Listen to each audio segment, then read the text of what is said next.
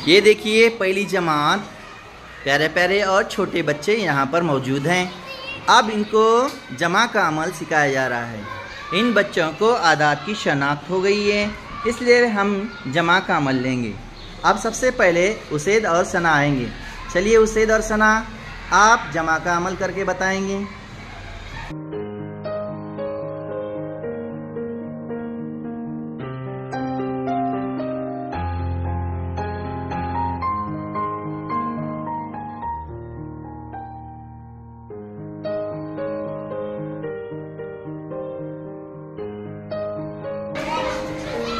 सबसे पहले सना का जवाब मुकम्मिल हो गया।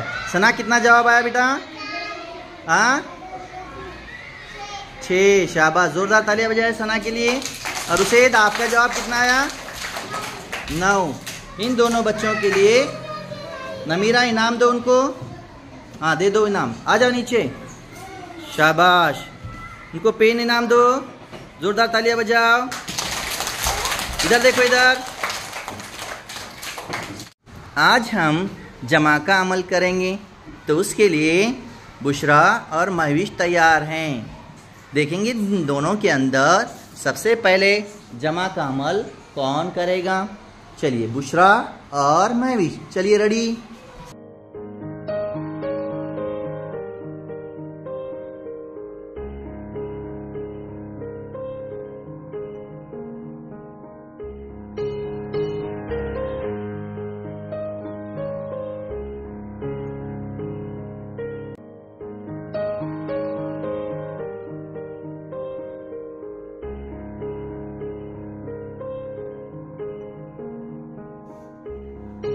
सबसे पहले बुशरा का जवाब आ गया है।